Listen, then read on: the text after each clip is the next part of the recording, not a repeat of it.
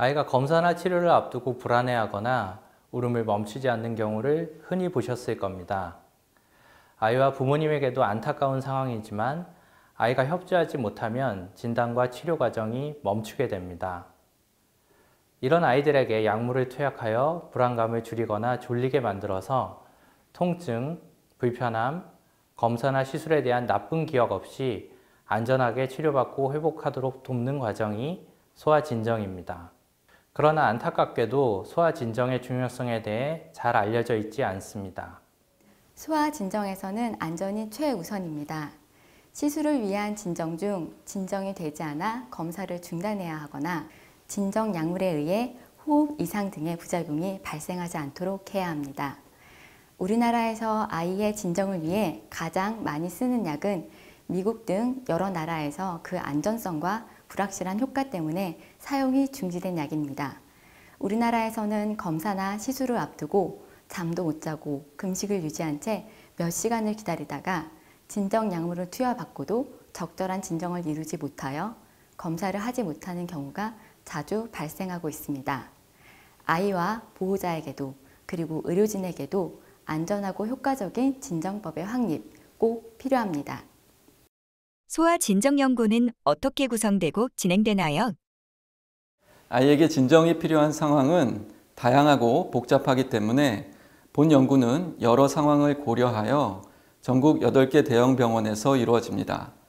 진정의 깊이에 따라 적용할 수 있는 약물의 투여법, 아이의 안전을 체크하는 모니터링 방법, 합병증 예방법을 각각 세부 과제로 나누어 연구를 진행하게 됩니다. 주사선을 놓을 정맥주사선이 없는 경우 진정이 어려운 점이 있는데 이 경우 진정 시럽을 먹이게 됩니다. 하지만 시럽을 이용한 진정에 여러 문제점이 있어서 새로운 대안으로 약물을 코 속으로 분무하는 방법의 안전성과 효과를 본 연구에서 평가하게 됩니다. 또한 주사선이 있는 경우 정맥주사를 사용하여 진정을 시행하게 되는데 소아내시경 검사를 받는 소아를 대상으로 가장 좋은 약제의 조합을 찾는 연구를 진행하게 됩니다. 환자 안전을 위한 모니터링 측면에서는 아이의 날숨에 들어있는 이산화탄소를 측정하는 장비의 효과를 기존의 산소포화도 모니터와 비교해서 보다 더 정확하고 안전하게 호흡을 관찰하는 방법을 찾습니다. 합병증 예방 측면에서는 깊은 진정이 필요하거나 숨이 멈출 위험이 있는 아이에게 코 속으로 산소를 효과적으로 투여하는 방법에 대해 연구합니다. 마지막으로 소아진정 분야 데이터베이스를 구축해서 환자 자료와 연구 결과를 모으고 치료에 활용할 바탕으로 삼을 계획입니다. 연구가 마무리되면 어떤 것을 기대할 수 있을까요?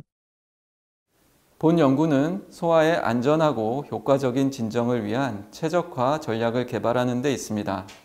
아이가 안전하고 효과적인 진정을 받게 되면 아이가 부작용 없이 치료와 검사를 받게 되므로 아이의 건강에 도움이 되고 부모님의 걱정과 불편함이 줄어들 것으로 생각됩니다.